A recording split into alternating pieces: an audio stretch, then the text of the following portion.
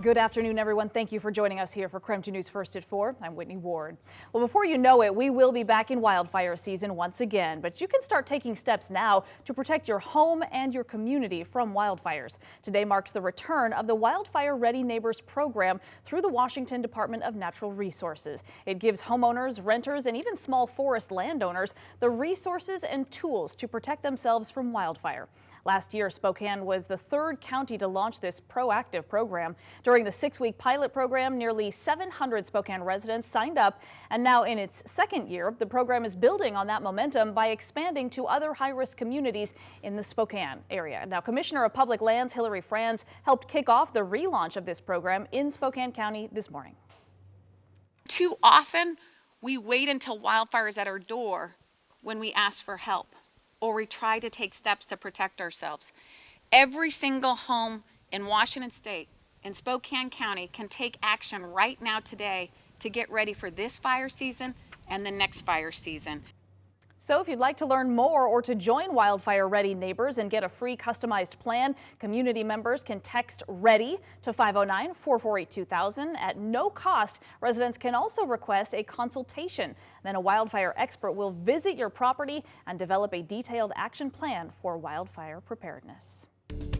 Certainly hasn't been an issue that we've had to think about as of late because, of course, we've had so much rain lately. But, of course, Jeremy Legou, chief meteorologist, is keeping track of some changes in the weather pattern. At least today, it wasn't overly stormy. I saw the sunshine. Yeah, I saw a little too. And guess what, Winnie? Even more tomorrow. Hey, that sounds great. I know, right? But enjoy it while you can. We'll get to why here in just a second. But for now, it's a mix of clouds and sun. We call these clouds fair weather cumulus. And that's basically what we have outside right now.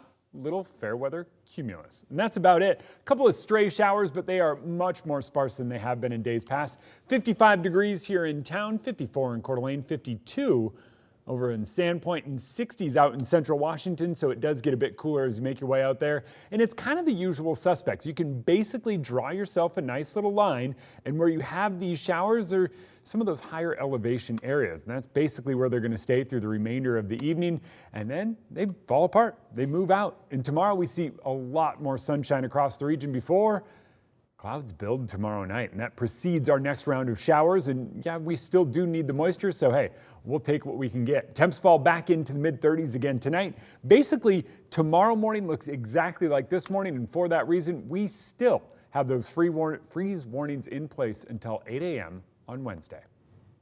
All right, thanks very much, Jeremy. Well, it has been a week now since the Supreme Court draft opinion overturning or potentially overturning Roe v. Wade was leaked. Local leaders are now unraveling the potential effects of taking away abortion care. KREM 2's Janelle Finch is joining us now live in the newsroom to share more on the implications of what that could mean for this historic decision. Janelle? The YWCA Spokane says overturning Roe v. Wade is a domestic violence issue, a health issue, and an economic issue. I sat down with the CEO of the local organization to break down the impacts of this possible overturning and what effects we could see here in Spokane. When you walk into the YWCA Spokane, one of the first things you see is a portrait of Ruth Bader Ginsburg as a representation of justice. Justice is one of the organization's 4 pillars for empowering women and supporting communities. A statement from YWCA USA in response to the draft opinion states in part, quote, "For more than 50 years, YWCA USA has supported the reproductive freedom of all people to make fundamental decisions about whether and when to have children," end quote. YWCA Spokane CEO Jeanette Hauk says the economic impact of taking away abortion access goes beyond just the person seeking care.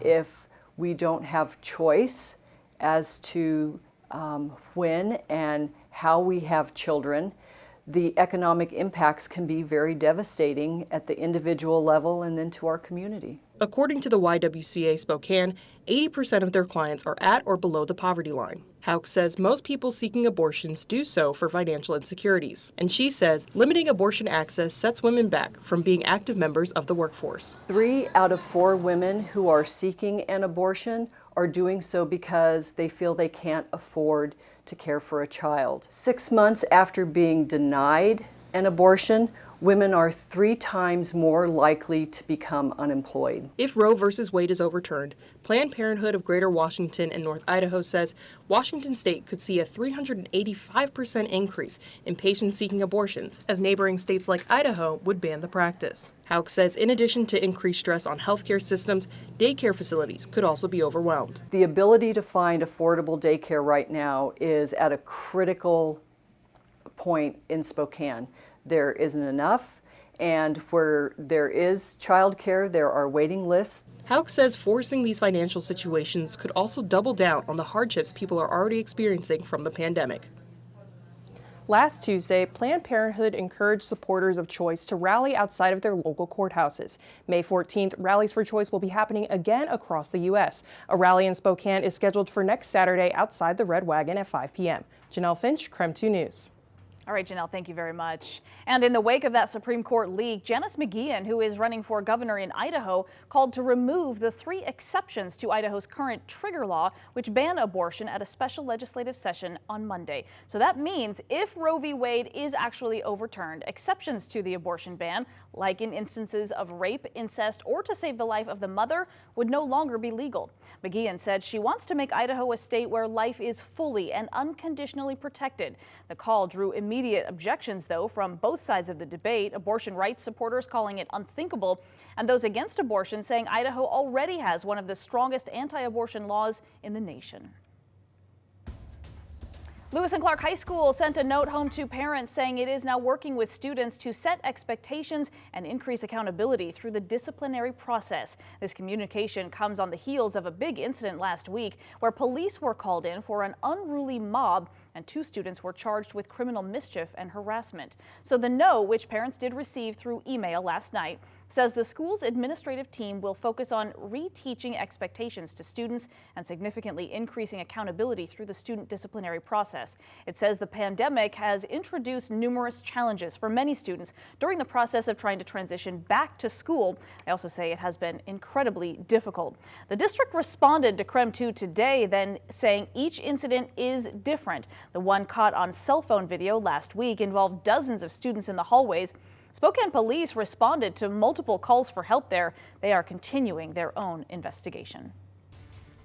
Well, a very busy night at Spokane City Council last night, where council members looked at a number of issues, from bringing back unvaccinated firefighters to moving forward with plans to build a downtown zip line. KREM 2's Kyle Simchuk shows us what happened. The Spokane Fire Department is expected to rack up more than $7 million in overtime by the end of the year. Several firefighters who refused to get the COVID-19 vaccine lost their jobs last October. During that time, the department saw a high number of sick call-outs. All of this resulted in high overtime costs. Some of those firefighters spoke before the council tonight, including former Battalion Chief David Heiser, who says his absence has cost the department $160,000 due to training requirements for his replacement. Council members Michael Cathcart and Jonathan Bingle created a resolution, which is a non-binding, asking the mayor's office and Fire Chief Brian Schaefer to take immediate action to reduce those overtime costs and to find a path to bring back those firefighters. And we deserve them back. We deserve to have them serving this community. The skills that they have, the abilities they have, the things that they are able to do to keep our community safe is just, it's incredible. Looking at this resolution, I don't think it does anything except for make a point and gesture to the public that frankly doesn't really move forward on anything. And so for that reason, I can't support it. Councilmembers Stratton, Wilkerson, and Zappone voted against the ordinance, which failed to pass. And Spokane is one step closer to getting an urban zip line that would take thrill seekers soaring under the Monroe Street Bridge. Council members passed a resolution supporting the project. Parks Department could start looking for a company to build and operate the attraction, which would feature 2 1,400-long cables. Riders would take off by City Hall and zip down to Peaceful Valley's Red Band Park. I've been in support of this because my grandchildren ask me all the time, when is the zip line coming downtown? Council members passed a resolution asking the park board to move forward with the plans and to look for a company to build and operate that attraction. That company will cover construction costs and lease the land from the city. In the newsroom, Kyle Simchuk, KREM 2 News. Well, there was a special memorial service earlier today to honor fallen Washington state officers.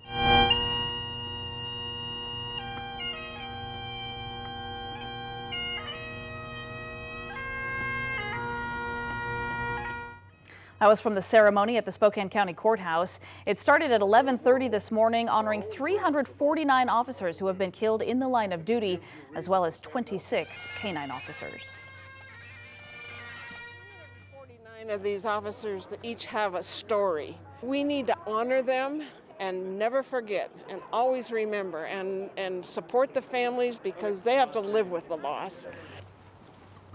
You can get more information on that event by going to our website as well. Just go to krem.com. Gas prices have reached new record highs here in the inland Northwest, and analysts say they could keep going up too. In Washington, the average price for a gallon of gas is now $4.87, which is a record high and 14 cents higher than just 1 week ago. And Idaho gas prices slightly cheaper right now, but still at a record high of $4.48 a gallon. That's all according to AAA. And analysts say this surge is tied to an increase of crude oil prices, along with possible sanctions from the European Union on Russian oil. An analyst with Gas Buddy said prices could continue to climb through at least Memorial Day.